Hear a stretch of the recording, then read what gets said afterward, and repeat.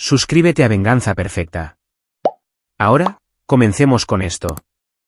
El campo militar zumbaba con su habitual caos controlado, helicópteros despegando, sargentos instructores ladrando órdenes, el metálico sonido del equipo siendo cargado. El comandante Tomás Alvarado estaba de pie junto a la ventana de su oficina, observando el desorden organizado allá abajo. 23 años en el ejército le habían enseñado a encontrar la calma en la tormenta. A sus 47 años, había liderado operaciones en la sierra, en la frontera y contra el crimen organizado. Había sobrevivido a emboscadas y desastres políticos que habrían roto a hombres menores, pero nada de eso se comparaba con ser padre. Su teléfono vibró. El nombre de Jaime iluminó la pantalla. Tomás sonrió. Su hijo de 17 años había estado distante últimamente, luchando con las típicas cosas de adolescentes, solicitudes para la universidad, una novia que acababa de dejarlo, la incomodidad de tener una madrastra después del nuevo matrimonio de Tomás hace 3 años. Jaime vivía con Tomás y su nueva esposa, Dora, durante el año escolar, y pasaba los veranos con su madre biológica, Carmen. ¿Qué onda, hijo? ¿Estás en el entrenamiento?, respondió Tomás, esperando escuchar sobre las pruebas de baloncesto. En cambio, sirenas gritando y la voz de Jaime estrangulada por el terror. «Papá». Me disparó. El mundo de Tomás se detuvo. «Jaime. Jaime». El hermano de mi madrastra, Carlos. Tenía un arma. «Papá, no siento las piernas». La línea se cortó. Tomás ya estaba corriendo. Con el teléfono presionado contra su oído mientras marcaba el 911, exigiendo información, su voz tajante con una autoridad de mando que hizo que el operador se pusiera firme. Hospital General de Lomas Verdes. Víctima de disparo. Múltiples heridas. Su hijo. El viaje de 40 minutos tomó 23. Tomás rompió todos los límites de velocidad, su mente fracturándose en 2 modos, el comandante táctico analizando la respuesta a la amenaza y el padre ahogándose en miedo puro. Llamó a Dora. Ella no contestó. Llamó de nuevo. Nada. Intentó con su exesposa, Carmen. Buzón de voz. ¿Dónde demonios estaban todos? La sala de emergencias explotó en un caos controlado cuando él llegó. Enfermeras pasaban corriendo, médicos gritaban órdenes. Y las credenciales militares de Tomás le permitieron pasar por seguridad más rápido de lo que cualquier civil podría lograr. Un joven cirujano con ojos exhaustos lo encontró en el pasillo. Comandante Alvarado, soy el doctor Sergio Loza. Su hijo está en cirugía ahora. 5 heridas de bala, 2 en el abdomen, una en el hombro, una en el muslo y una que entró por la parte baja de la espalda y se alojó cerca de la columna. 5 balas. La mandíbula de Tomás se apretó tanto que le dolieron los dientes. ¿Pronóstico? Está crítico, pero estable. Estamos trabajando en la lesión espinal ahora. El sangrado fue severo. Perdió mucha sangre antes de que llegara la ambulancia. La expresión del doctor Loza se oscureció. Señor, hubo un retraso significativo en la llamada al 911. A su hijo le dispararon aproximadamente a las 3:47 de la tarde. La llamada no se realizó hasta las 4:23 de la tarde 36 minutos. Jaime se desangró durante más de media hora antes de que alguien pidiera ayuda. ¿Dónde estaba su madrastra? La voz de Tomás podría haber cortado acero. No tengo esa información. La policía está involucrada. El detective Cantú quiere hablar con usted. Tomás encontró al detective Gregorio Cantú en una sala de espera privada. Un hombre corpulento de unos 50 años con ojos agudos que habían visto demasiada fealdad humana. Se puso de pie cuando Tomás entró. Comandante Alvarado. Lamento lo de su hijo. Cantú señaló una silla, pero Tomás permaneció de pie. Necesito hacerle algunas preguntas sobre su situación familiar. Mi hijo está en cirugía luchando por su vida porque el hermano de mi esposa le disparó. Esa es la situación. Su esposa actual, Dora Alvarado, anteriormente Dora Núñez. Su hermano es Carlos Charlie Núñez, ¿correcto? Sí. ¿Dónde está él? ¿Dónde está Dora? La expresión de Cantú cambió. Carlos Núñez huyó de la escena. Tenemos una orden de búsqueda y captura. En cuanto a su esposa. Sacó su teléfono y le mostró a Tomás una foto de redes sociales. Dora sonriendo en un restaurante elegante de Polanco. Copa de champán en alto. Hora, 4:15 de la tarde. Ella estaba en una fiesta de cumpleaños de una amiga. Publicó esto casi al mismo tiempo que su hijo se desangraba en su casa. La rabia que invadió a Tomás fue una furia fría de grado militar. ¿Ella estaba en casa cuando sucedió? Según el informe inicial, sí. Ella se fue aproximadamente 15 minutos después del tiroteo. Su hijo logró arrastrarse hasta el teléfono fijo. Así fue como llamó al 911. Le dijo al operador que su madrastra escuchó los disparos y salió de la casa. Ella escuchó los disparos y se fue. La mente de Tomás, entrenada para procesar inteligencia de combate, comenzó a unir las piezas. Carlos Núñez tenía acceso a la casa. Había estado allí docenas de veces. Siempre con alguna excusa, necesitaba dinero, necesitaba un lugar para quedarse, necesitaba que Tomás le fuera de aval. Tomás lo había tolerado porque Dora se lo pedía. Carlos era su única familia. Ella había dicho que sus padres estaban muertos y quería tenerlo en su vida. ¿Cuál es la historia de Carlos?, preguntó Tomás. Cantú hojeó sus notas. 34 años. Historial de delitos menores, posesión de drogas, cargos de agresión. Ha estado trabajando en empleos ocasionales, principalmente albañilería. Los registros financieros muestran que está en la quiebra, múltiples desalojos, auto embargado, deudas de juego. El detective hizo una pausa. ¿Cree que esto fue aleatorio? ¿Un robo que salió mal? Mi hijo dijo que Carlos le disparó. No un hombre o alguien. Él lo identificó. El cerebro táctico de Tomás estaba ejecutando escenarios. Esto fue deliberado. Eso es lo que me preocupa. A su hijo le dispararon en su propia habitación. La casa no fue saqueada. No se robó nada. Y Jaime le dijo a los oficiales que respondieron que Carlos entró, dijo, nada personal, chavo, y comenzó a disparar. Nada personal. Como una ejecución. Saquen los registros telefónicos de Carlos, sus cuentas bancarias, todo. La voz de Tomás era de granito. Cantú asintió. Estamos en ello. Pero comandante, necesito que se prepare. Las lesiones de su hijo son graves.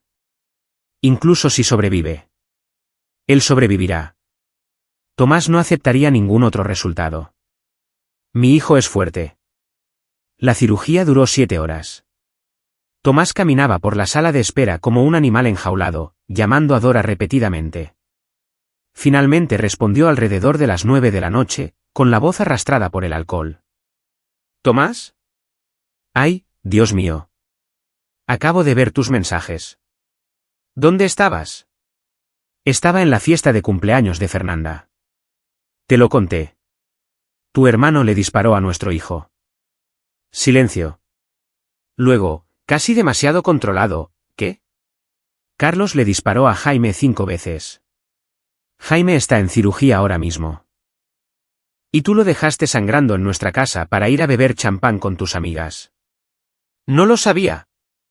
Escuché algo, pero pensé que era la televisión. Jaime siempre está jugando esos videojuegos violentos. ¿Pensaste que 5 disparos eran un videojuego? La voz de Tomás podría haber congelado el fuego. No fuiste a ver cómo estaba. Simplemente te fuiste. Ya llegaba tarde. Y Jaime estaba en su habitación con la puerta cerrada. Y pensé.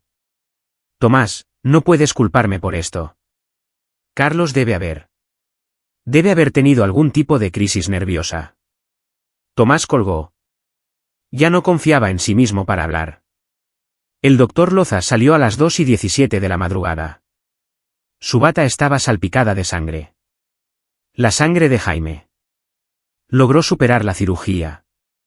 Hemos estabilizado la lesión espinal, reparado los órganos dañados y está recibiendo transfusiones.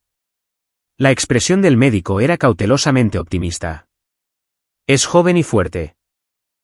Pero comandante, necesita entender, la bala que golpeó su columna causó un trauma significativo. No sabremos el alcance del daño hasta que baje la inflamación, pero existe una fuerte posibilidad de parálisis. Tomás sintió las palabras como golpes físicos, pero mantuvo la compostura. ¿Puedo verlo? Jaime se veía pequeño en la cama del hospital, rodeado de máquinas que pitaban y zumbaban, manteniéndolo con vida. Su rostro estaba pálido, casi gris, y tubos salían de sus brazos y pecho. Tomás acercó una silla y tomó la mano de su hijo con cuidado, consciente de las vías intravenosas. Estoy aquí, hijo. Vas a estar bien. Lo prometo. Las palabras se sentían vacías, pero las decía con cada fibra de su ser. Había sobrevivido a zonas de combate, pero ver a su hijo luchar por su vida lo hacía sentir impotente de una manera que ningún enemigo jamás lo había hecho. Su teléfono vibró. Antonio Toño Velázquez, su segundo al mando y amigo más cercano en el ejército. Mi comandante, me enteré de lo de Jaime. ¿Qué necesita? Encuentra a Carlos Núñez. No me importa cómo. Copiado. Dora apareció en el hospital alrededor del mediodía del día siguiente, con la cara hinchada de llorar o beber. Tomás no podía decir cuál de las dos. Intentó abrazarlo, pero él retrocedió. ¿Cómo está? Vivo. No gracias a ti ni a tu hermano. Tomás, por favor. No sabía lo que Carlos iba a hacer. ¿Dónde está él? No lo sé. Lo juro. No he sabido nada de él. ¿Cuándo hablaste con él por última vez? Ella vaciló. Solo una fracción de segundo, pero Tomás lo captó. Hace 2 días. Llamó pidiendo dinero otra vez. ¿Se lo diste? No. Le dije que no podíamos seguir ayudándolo. Tomás estudió su rostro, aplicando las mismas habilidades que usaba para interrogar a informantes en zonas de guerra. Ella estaba mintiendo. No sabía sobre qué específicamente, pero algo en su historia no encajaba. El detective Cantú llegó esa tarde con noticias. Encontramos el auto de Carlos Núñez abandonado cerca de la salida a la carretera norte. Está huyendo hacia la frontera. ¿Pusieron alertas? Guardia Nacional, la Fiscalía, todos lo están buscando. No llegará lejos. Cantú llevó a Tomás a un lado, lejos de Dora. Comandante, hay algo más. Revisamos los registros bancarios de Carlos como sugirió. Le entregó a Tomás una copia impresa. Hace 3 semanas. Un depósito de $500,000 pesos. Transferencia bancaria. Remitente anónimo pero rastreado a una cuenta externa. $500,000 pesos. 24 horas antes de ese depósito, Carlos Núñez estaba en quiebra, enfrentando un desalojo. Ahora tenía suficiente dinero para desaparecer. Esto fue un encargo, dijo Tomás en voz baja. Alguien le pagó. Esa es nuestra teoría de trabajo. La pregunta es quién y por qué. Tomás miró a través de la ventana de la sala de espera a Dora, quien estaba sentada junto a la cama de Jaime, secándose los ojos con un pañuelo. Su segunda esposa, la mujer a la que había confiado la vida de su hijo. ¿Era capaz de esto? Luego pensó en Carmen, su exesposa. Había estado amargada por el divorcio, furiosa cuando él se volvió a casar, resentida por la pensión alimenticia. Luchó contra él por la custodia total de Jaime y perdió. ¿Podría odiar a su hijo lo suficiente también? No. Ningún padre podría hacer eso. Pero Tomás había visto suficiente maldad en su vida para saber que algunas personas eran capaces de cualquier cosa. Detective, necesito que investigue también las finanzas de mi exesposa. Carmen Castillo. Las cejas de Cantú se alzaron. Cree que la propia madre de Jaime. Ya no sé qué pensar, pero alguien le pagó a Carlos Núñez $500,000, y voy a averiguar quién. Jaime recuperó el conocimiento 3 días después. Su primera palabra fue papá, y Tomás sintió que algo se rompía dentro de él. Alivio, amor y furia, todo mezclado. Hola campeón, bienvenido de vuelta. La voz de Jaime era débil, ronca por el tubo de respiración. Carlos. Él simplemente entró. Lo sé. No te preocupes por eso ahora. Solo concéntrate en mejorar. Papá. No siento las piernas. Las palabras quedaron suspendidas en el aire como una sentencia de muerte. El doctor Loza les había advertido, pero escuchar a Jaime decirlo lo hizo real. Vamos a trabajar en eso. Fisioterapia, todo lo posible. Dijo que no era personal. Los ojos de Jaime se llenaron de lágrimas. ¿Por qué me dispararía si no fuera personal? Porque alguien le pagó. ¿Por qué tu vida valía $500,000 para alguien? Pero Tomás no podía decirle eso a su hijo. Aún no. No lo sé, Jaime. Pero voy a averiguarlo. Durante la siguiente semana, Tomás dividió su tiempo entre el hospital y el trabajo con el detective Cantú. La investigación avanzaba lentamente, demasiado lento para la paciencia de Tomás. Carlos Núñez se había esfumado, probablemente hacia Tijuana. Dora mantenía su inocencia, afirmando que no tenía idea de por qué su hermano haría esto. Carmen, cuando finalmente fue contactada, expresó el horror apropiado y voló desde su casa en Monterrey para ver a Jaime. Tomás la observó cuidadosamente. Carmen tenía 44 años, todavía atractiva con el tipo de inteligencia aguda que lo había atraído hacia ella hace 20 años. Se habían casado jóvenes. Él acababa de salir del colegio militar, ella trabajaba como asistente legal. Jaime había nacido un año después y por un tiempo, la vida fue buena. Luego, los despliegues de Tomás se hicieron más largos y frecuentes. Carmen se volvió resentida, solitaria. Tuvo una aventura con su jefe. Tomás se enteró, solicitó el divorcio y ganó la custodia principal porque el amante de Carmen tenía un historial de violencia doméstica. Ella nunca le había perdonado eso. Ahora estaba sentada en la habitación del hospital de Jaime, sosteniendo la mano de su hijo, llorando suavemente. Mi bebé, mi pobre bebé. ¿Era este dolor real o una actuación? Tomás ya no podía decirlo. El tiroteo había roto algo en su capacidad para confiar, para creer en la decencia humana básica. Entonces, el detective Cantú lo llamó al pasillo, con el rostro grave. Comandante, necesitamos hablar en privado. Fueron a una sala de conferencias. Cantú cerró la puerta y extendió documentos sobre la mesa, estados de cuenta bancarios, registros de transferencias, registros telefónicos. Rastreamos esos $500,000. El ritmo cardíaco de Tomás se disparó. Y la cuenta fue accedida desde una dirección IP registrada en una cafetería en Monterrey. Revisamos las cámaras de seguridad. Abrió su computadora portátil y le mostró a Tomás un vídeo granulado.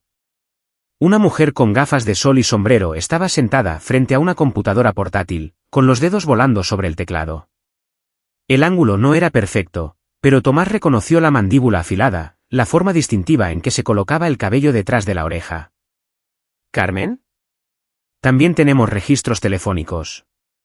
14 llamadas entre el celular de Carmen y el teléfono desechable de Carlos Núñez en las 3 semanas previas al tiroteo. ¿Y comandante? La voz de Cantú se suavizó. Lo siento, pero encontramos mensajes de texto en el teléfono de Carlos. No era bueno borrándolos. Le mostró a Tomás los mensajes. Carmen, ya quedó. Carlos, el chamaco es duro.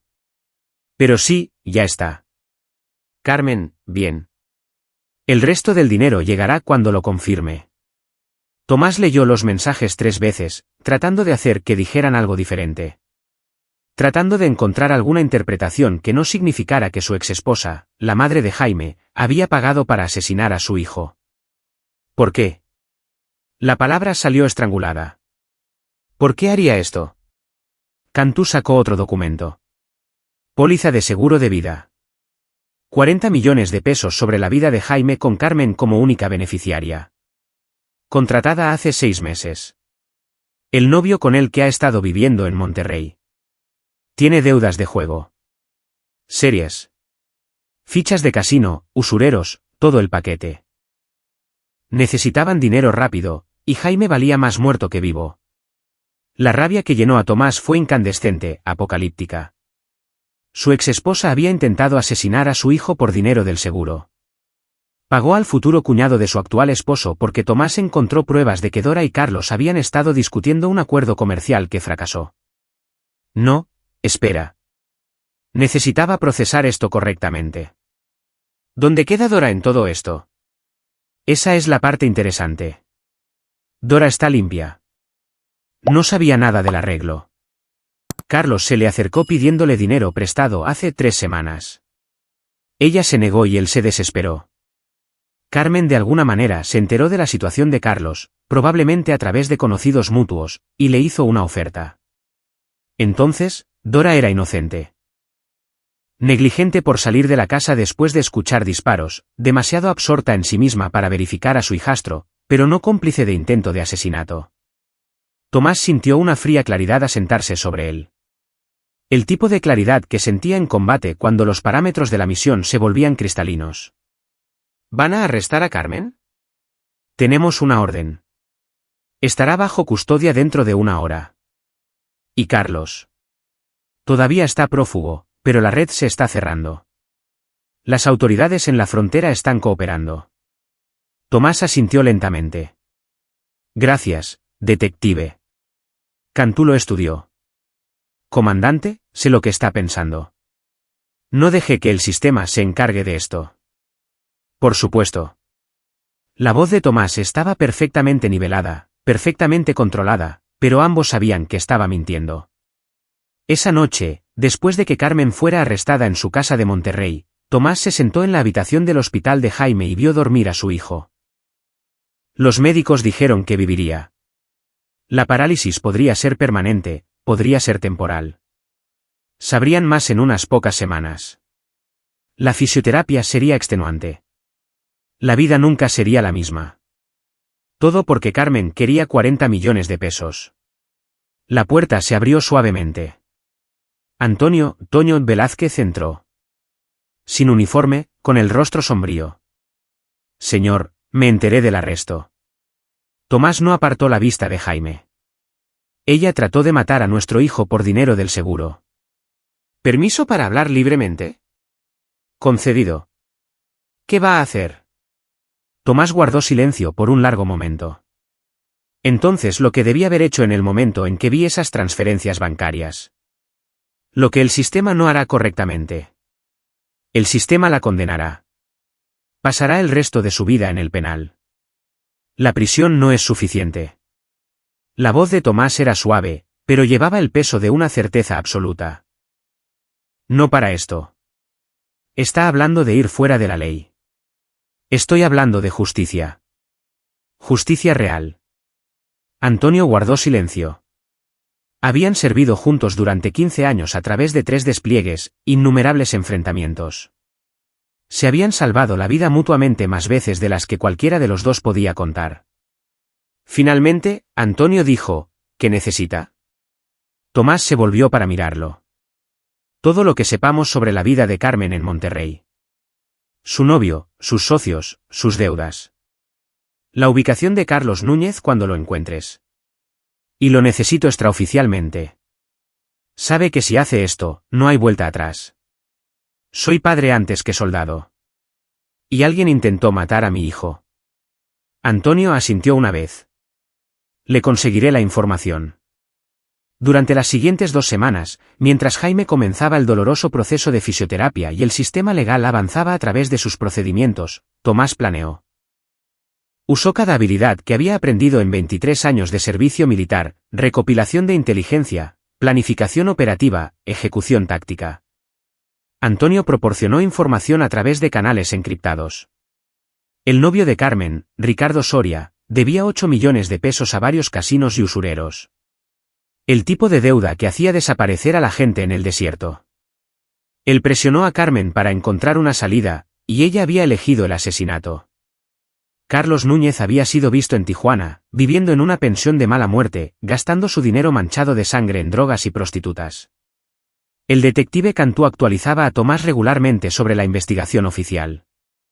La evidencia contra Carmen era abrumadora, transferencias bancarias, mensajes de texto, imágenes de seguridad.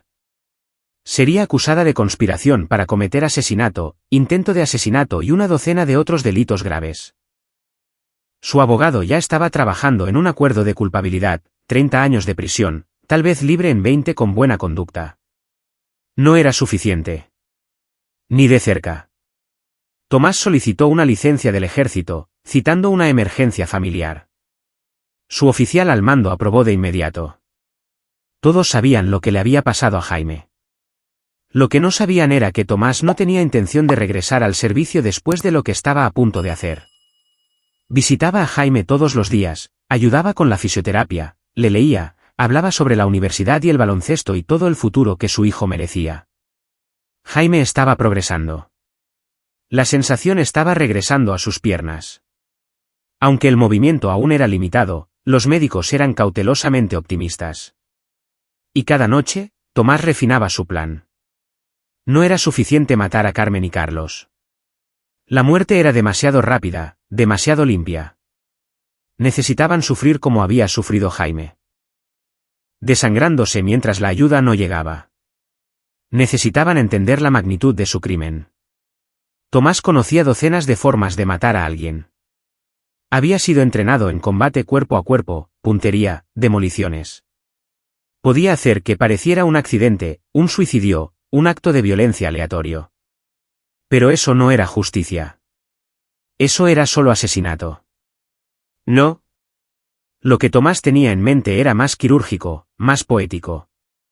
Iba a destruirlos desde adentro usando las mismas cosas que habían valorado por encima de la vida de su hijo: dinero, libertad, esperanza. El plan cristalizó una noche mientras estaba sentado en su oficina en casa mirando fotografías de Jaime a lo largo de los años. Primeros pasos, primer día de escuela, juegos de baloncesto, cumpleaños, todos los momentos que Carmen había estado dispuesta a borrar por dinero en efectivo. Tomás hizo llamadas telefónicas a personas con las que había trabajado en inteligencia, contactos que operaban en áreas grises. Transfirió dinero de cuentas que Dora no conocía, bonos de combate, pago por peligrosidad, ahorrados durante años de servicio. Pidió favores a otros contactos militares estacionados en el norte, y esperó. La lectura de cargos de Carmen estaba programada para el 15 de octubre. Tomás asistió, sentándose en la galería del tribunal, observando cómo su exesposa era conducida vistiendo el uniforme beige del penal y esposas. Parecía más pequeña, de alguna manera disminuida. Sus ojos encontraron los de él al otro lado de la sala y algo pasó entre ellos. Ella suplicando, el frío como el invierno. El juez leyó los cargos. Conspiración para cometer asesinato, intento de asesinato, fraude electrónico.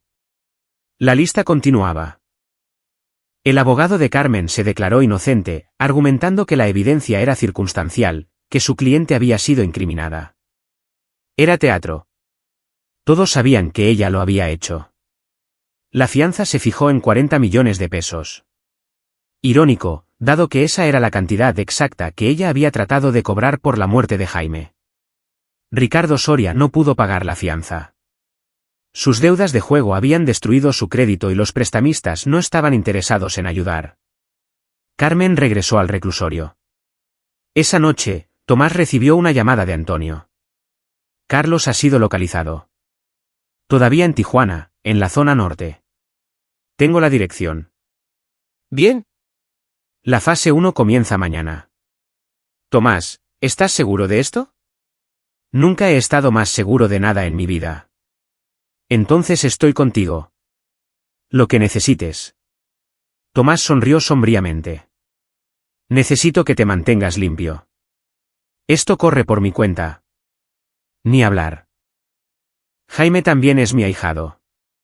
Al final, la lealtad de Antonio ganó.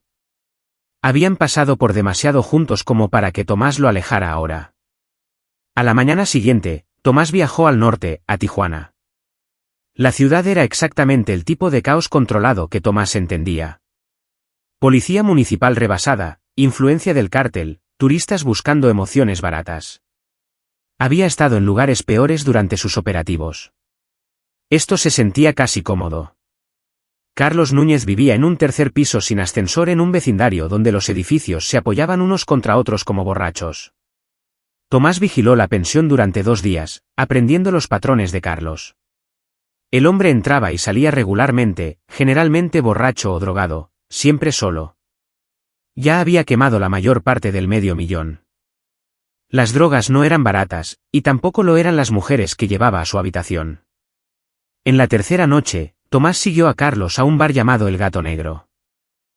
El lugar olía a cerveza rancia y humo de cigarrillo, y narcocorridos sonaban desde una rocola en la esquina. Carlos se sentó en la barra, pidió tequila y se dedicó a emborracharse. Tomás se sentó 3 taburetes más abajo, pidió whisky que no bebió, y esperó. Una hora después, Carlos se tambaleó hacia el baño. Tomás lo siguió. El baño estaba mugriento. Un mingitorio, un cubículo, un lavabo con un espejo roto. Carlos estaba orinando cuando Tomás cerró la puerta con llave detrás de ellos. Carlos Núñez. Carlos se dio la vuelta, casi cayéndose, luchando por subirse la cremallera. ¿Quién chingados? Entonces, el reconocimiento. Su rostro se puso blanco. Ah, caray. Ah, no manches, güey. Mira. Tomás se movió rápido. Reflejos entrenados militarmente aplastando a Carlos contra la pared, el antebrazo sobre su garganta. Le disparaste a mi hijo. No quería. Ella me obligó, ella dijo. 5 balas. Una golpeó su columna. Puede que nunca vuelva a caminar. Los ojos de Carlos estaban muy abiertos por el terror. Pupilas dilatadas por lo que sea que hubiera estado usando. Perdóname, carnal. Perdóname, por favor. Dijiste nada personal antes de apretar el gatillo. Ella me pagó. Necesitaba la lana. Tomás aumentó la presión sobre la garganta de Carlos. ¿Vendiste la vida de mi hijo por 500.000 pesos? Perdón. Carlos lloraba ahora, lágrimas y mocos corrían por su rostro. Por favor, güey, por favor. Tomás retrocedió, dejándolo caer al suelo. Carlos jadeó por aire, tosiendo. Esto es lo que va a pasar, dijo Tomás en voz baja. Vas a entregarte a la oficina de la Fiscalía General en Tijuana mañana por la mañana. Vas a confesarlo todo, el dinero, los mensajes de Carmen, todo. No puedo ir al bote, güey. O puedo dejarte aquí en este baño y los sicarios a los que pagué en la habitación de al lado entrarán y harán lo que les pedí. Tomás le mostró su teléfono, una foto de 3 hombres con tatuajes y ojos muertos sosteniendo armas. Me deben un favor de cuando los ayudé a evitar un operativo de la Marina hace 3 años. Harán que tu muerte dure días. Era un engaño, Tomás no había hablado con ningún sicario. Pero Carlos estaba demasiado aterrorizado y demasiado drogado para cuestionarlo. O continuó Tomás, cooperas con la fiscalía, testificas contra Carmen y tal vez consigas un trato. 15 años en lugar de cadena perpetua. Sobrevivirás al penal si mantienes la cabeza baja. Carlos estaba temblando. ¿Por qué me dejarías vivir? Porque la muerte es demasiado fácil. Quiero que pases los próximos 15 años pensando en lo que hiciste cada maldito día. Quiero que recuerdes la cara de Jaime. Quiero que el penal te rompa de la forma en que intentaste romper a mi hijo. Tomás abrió la puerta, salió al pasillo. Tienes hasta las 9 de la mañana de mañana. Después de eso, hago una llamada y tu cuerpo nunca será encontrado. Salió del bar sin mirar atrás. Carlos Núñez se entregó a la mañana siguiente. La historia fue noticia, sospechoso de intento de asesinato se entrega en Tijuana, acepta testificar contra CEO conspiradora. El abogado de Carmen intentó suprimir el testimonio, pero fue inútil. La confesión de Carlos fue detallada, corroborada por evidencia física. La fiscalía le ofreció a Carmen un acuerdo de culpabilidad, 35 años, sin posibilidad de libertad condicional. Su abogado le aconsejó que lo aceptara. Un juicio resultaría en cadena perpetua, dada la naturaleza premeditada del crimen. Carmen se negó. Quería su día en la corte. Quería contar su versión de la historia. Tomás observó el juicio desde la galería. Día tras día, escuchando a la fiscalía exponer el caso, la póliza de seguro, las transferencias bancarias, los mensajes de texto. Escuchó el testimonio de Carlos Núñez. La voz del hombre temblaba mientras describía cómo Carmen se le había acercado, le había ofrecido dinero, le había dicho exactamente cuándo Jaime estaría solo en casa. Ella dijo que tenía que parecer un robo, testificó Carlos, pero quería asegurarse de que muriera. Ella dijo que Jaime estaba arruinando su vida, costándole demasiado dinero. Jaime también estaba en la sala del tribunal, en una silla de ruedas. La fisioterapia había restaurado alguna función, pero no lo suficiente para que caminara sin ayuda todavía. Escuchó los crímenes de su madre expuestos con detalle clínico, con lágrimas corriendo por su rostro. La defensa de Carmen fue débil. Ella afirmó que Carlos estaba mintiendo, que la habían incriminado, que Tomás había manipulado la evidencia porque quería destruirla. Pero la evidencia era abrumadora. El jurado deliberó durante 3 horas. Culpable de todos los cargos. La audiencia de sentencia fue 2 semanas después. La jueza era una mujer severa de unos 60 años que claramente había visto demasiadas tragedias en su sala de tribunal. Señora Castillo dijo. Usted intentó asesinar a su propio hijo por ganancia financiera. Este tribunal ha visto muchas cosas terribles, pero pocos crímenes son tan depravados como lo que usted ha hecho. La Fiscalía ha recomendado cadena perpetua, y no veo ninguna razón para estar en desacuerdo. Carmen finalmente se derrumbó, sollozando, suplicando piedad. Por favor, lo siento. No pensé. ¿No pensó que la vida de su hijo valía más de 40 millones de pesos? La voz de la jueza era de hielo. No pensó en el dolor que causaría. No pensó en nada excepto en el dinero. Cadena perpetua. Llévensela. Mientras los guardias sacaban a Carmen, ella miró a Tomás por última vez. Él la miró a los ojos. Dejó que viera la completa falta de perdón allí. Pero Tomás no había terminado. Ricardo Soria, el novio de Carmen, lo había perdido todo. Los usureros no eran hombres pacientes. Había pedido prestado a las personas equivocadas, y ahora querían su dinero. Tomás hizo una llamada telefónica a un contacto, un exoficial de inteligencia militar que ahora trabajaba en seguridad privada, operando en áreas donde la ley era flexible. Esteban, necesito información sobre un hombre llamado Ricardo Soria, Monterrey. Grandes deudas de juego. Esteban Hernández le debía la vida a Tomás desde un enfrentamiento en Tamaulipas hace 10 años. ¿Qué tipo de información? Del tipo que ayuda a sus acreedores a encontrarlo. ¿Lo quieres muerto? Quiero que entienda las consecuencias. 3 días después, Ricardo Soria fue encontrado golpeado en un callejón detrás de un casino. Ambas piernas rotas, 3 costillas agrietadas, la cara tan hinchada que apenas era reconocible. El mensaje era claro: paga tus deudas o la próxima vez mueres. Ricardo no podía pagar. Los usureros le dieron una semana para conseguir el dinero. Tomás hizo otra llamada, esta vez a un fiscal con el que había trabajado en un caso de crimen organizado. Tengo información sobre operaciones de lavado de dinero en casinos del norte. Fraude, prestanombres, todo el paquete. Y tengo un testigo dispuesto a testificar. A Ricardo Soria se le ofreció un trato: testificar contra los usureros e ingresar al programa de protección o quedar a merced de ellos. Aceptó el trato. Los usureros fueron a prisión. Ricardo obtuvo una nueva identidad y fue reubicado en algún pequeño pueblo de la sierra de Chihuahua donde pasaría el resto de su vida mirando por encima del hombro, sabiendo que algún día alguien podría encontrarlo. No era la muerte, pero estaba lo suficientemente cerca. 6 meses después del tiroteo, Jaime dio sus primeros pasos sin ayuda. La fisioterapia había sido agonizante, pero la había superado con la misma determinación obstinada que tenía su padre. Los médicos lo llamaron un milagro. Tomás lo llamó la fuerza de su hijo. Estaban en el gimnasio del hospital. Jaime agarrando las barras paralelas, el sudor corriendo por su rostro mientras movía un pie delante del otro. Eso es, hijo. Sigue adelante. Jaime avanzó 3 metros antes de que sus piernas cedieran. Pero Tomás lo atrapó.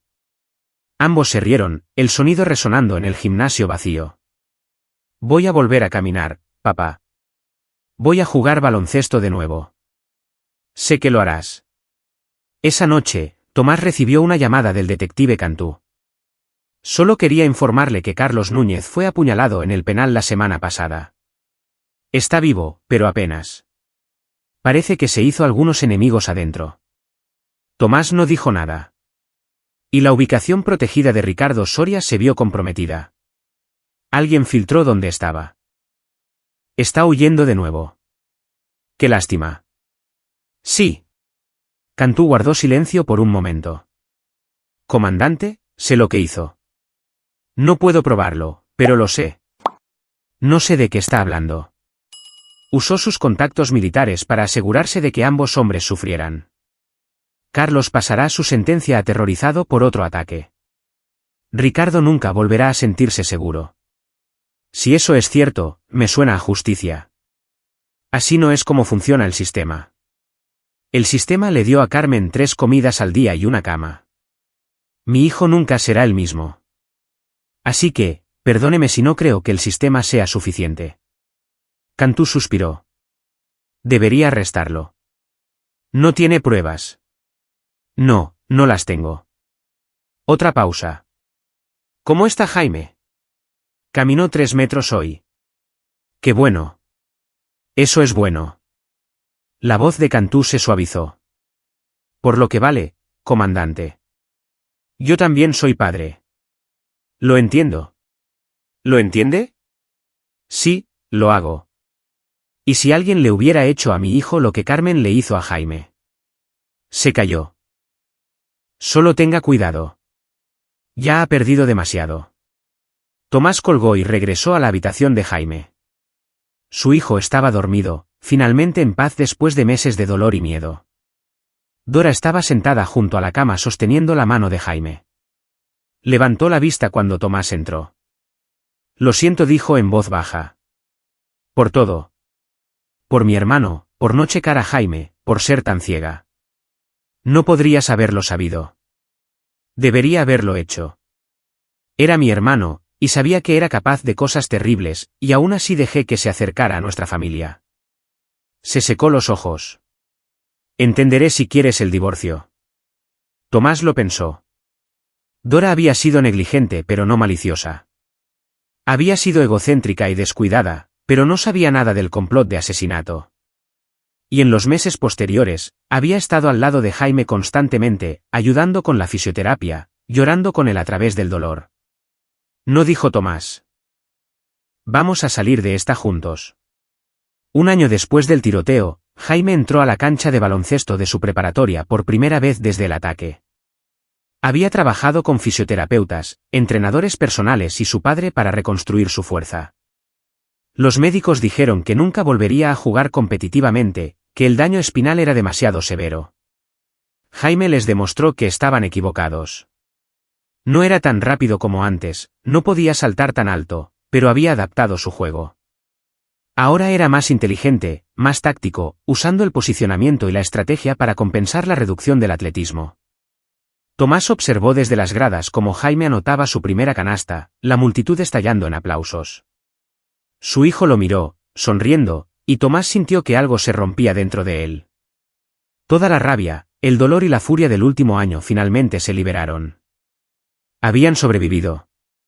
Jaime tendría una vida, un futuro. Había solicitado ingreso a universidades y fue aceptado en 3 buenas escuelas. Tenía una novia que se había quedado con él durante la recuperación. Estaba sanando. Esa noche, Tomás recibió una llamada final de Esteban Hernández. Solo para tu información, Carlos Núñez murió esta tarde. Otra pelea en el penal. Esta vez le dieron en el hígado, se desangró en la enfermería. Tomás no sintió nada. Ni satisfacción, ni alivio, solo vacío. Y Ricardo Soria desapareció por completo. Incluso yo no puedo encontrarlo. O está muerto o es como si lo estuviera. Y Carmen. Cadena perpetua significa de por vida. Ella morirá en prisión eventualmente. Tomás agradeció a Esteban y colgó. Estaba hecho. Las personas que intentaron destruir a su hijo habían sido destruidas. A su vez, Carmen en prisión, Carlos muerto, Ricardo huyendo para siempre. Justicia. Justicia real, no la versión desinfectada que proporcionaban los tribunales. Pensó en lo que había dicho el detective Cantú, que la venganza era corrosiva, que lo carcomería. Pero Tomás no se sentía corroído. Se sentía limpio por primera vez en un año. Su hijo estaba vivo y caminando. Los responsables se habían ido o estaban sufriendo. Eso era suficiente. 2 años después, Jaime se graduó de la preparatoria y se inscribió en la universidad con una beca académica. Los sueños de baloncesto profesional se habían ido, pero encontró una nueva pasión, estudiar fisioterapia, queriendo ayudar a otras personas a recuperarse de lesiones traumáticas. Tomás se retiró del ejército con todos los honores. Nadie conectó nunca a él con la muerte en el penal de Carlos Núñez o la desaparición de Ricardo Soria. Había sido demasiado cuidadoso, usó demasiados intermediarios, operó con la misma precisión que había usado en zonas de combate. Él y Dora permanecieron juntos. Su matrimonio no era perfecto. ¿Cómo podría serlo después de todo? Pero hicieron que funcionara. Ella había demostrado su lealtad a través de la recuperación de Jaime, y Tomás había aprendido a perdonar su negligencia, si no a olvidarla. En el cumpleaños número 20 de Jaime, padre e hijo fueron a caminar a las montañas, al Ajusco, algo que habían hecho antes del tiroteo. Jaime se movía con cuidado, usando un bastón para ayudar con el equilibrio, pero llegó a la cima. Se sentaron en el pico, mirando el valle de abajo. Papá, dijo Jaime en voz baja. Sé lo que hiciste. La sangre de Tomás se heló. ¿Qué quieres decir? Carlos muriendo en el penal. Ricardo desapareciendo. No soy estúpido. Sé que usaste tus conexiones militares. Tomás no dijo nada.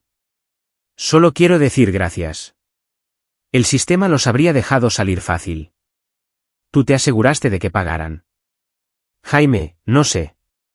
No me mientas, papá. Por favor. Jaime se giró para mirarlo. Lo que me hicieron. Debería odiarlos, ¿verdad? Debería querer venganza. Pero no lo hago.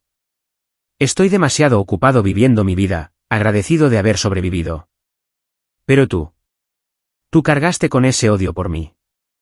Te aseguraste de que se hiciera justicia para que yo no tuviera que hacerlo. Tomás sintió lágrimas picar en sus ojos.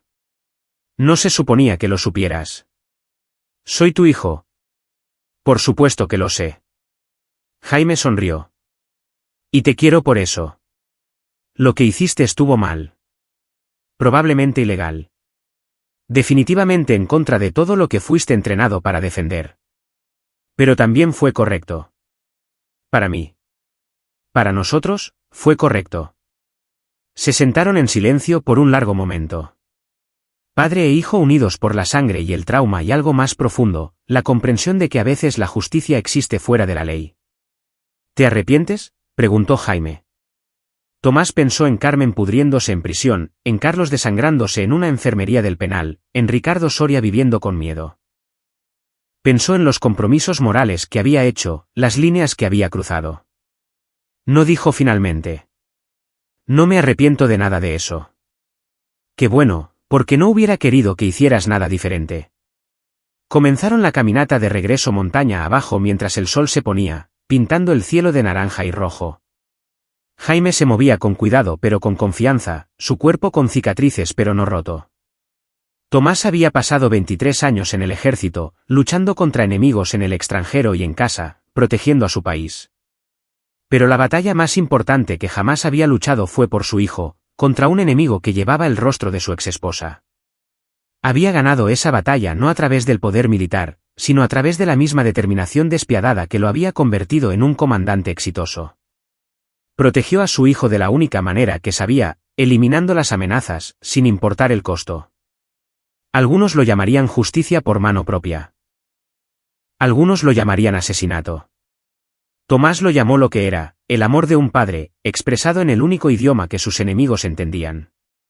Y lo haría de nuevo sin dudarlo. El final no llegó con una confrontación dramática, sino con una resolución tranquila. Carmen murió en prisión 12 años después, una mujer rota que había pasado más de una década reflexionando sobre lo que había perdido. Carlos ya se había ido, su muerte casi olvidada. Ricardo finalmente murió también, oficialmente de un ataque al corazón en algún pueblo olvidado, aunque Tomás sospechaba que fue el miedo lo que lo mató tanto como cualquier otra cosa.